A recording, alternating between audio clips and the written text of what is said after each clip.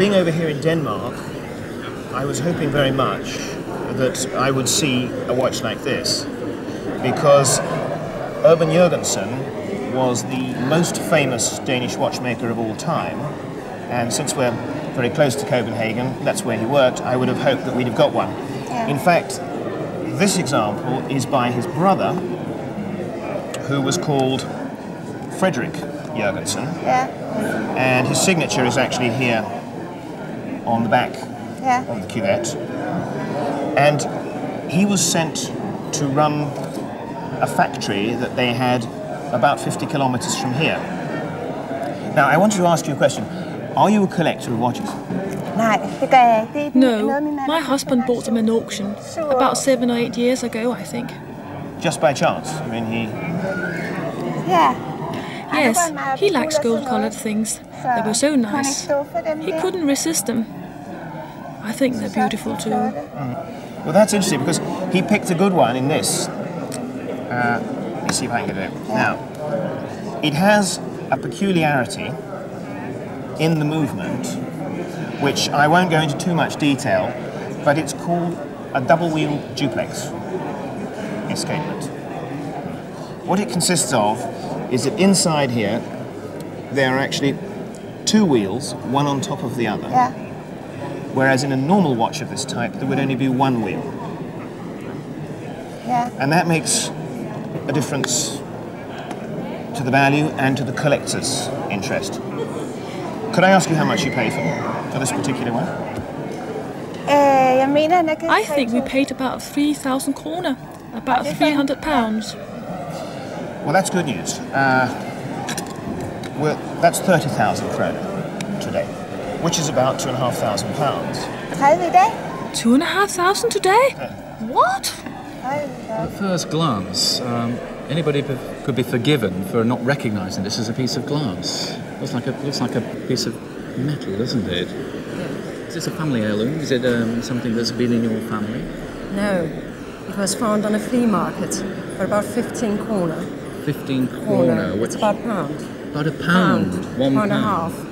And this friend of mine found it, bought it from a man who had wanted to transfer the thing to a lampstand.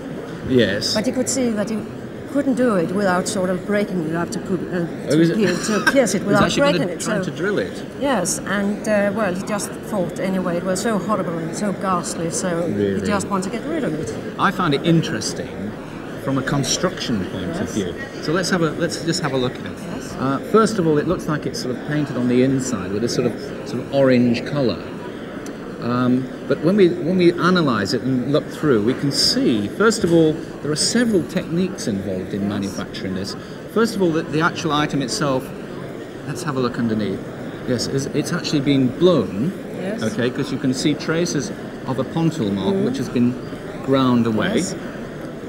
Not only that, when we look into the glass itself, there are sort of flecks of little, can you see these little aventurine sort of crystals which have been encased and trapped behind.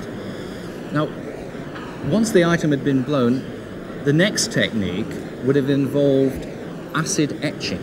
After they've done that, they've actually then used a sort of a metallic oxide. And It's not wax. No, this is not wax. This is a sort of a metallic oxide, because it's then gone back into a furnace and it's been fired at a critical temperature to get this sort of metallic iridescent surface. After that, they've then had to put it back again, because the last thing that they would fire would be the gold, which we see on the top here and here on the base. Now, when you get this iridescent glass, it tends to be indicative, not of France, but more of sort of Bohemia, Austria.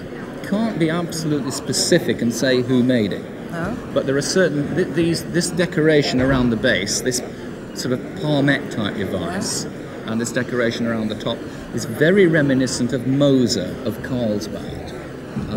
But I think we have to settle for saying that it's probably Bohemian, which is an area which today is encompassed by parts of Austria and parts of Czechoslovakia. But a pound was a good investment, because I could see this today at an auction fetching at least 400, 500 pounds, which is what, 4,000, 5,000? Kroner. 4,000, 5,000 kroner. Yes. Right. So it was a good deal anyway. It was a good deal. Yeah. Your friend has obviously got a good eye. Yeah. And I'd like to know where the flea market was and if we've got time today to nip down there. Yeah.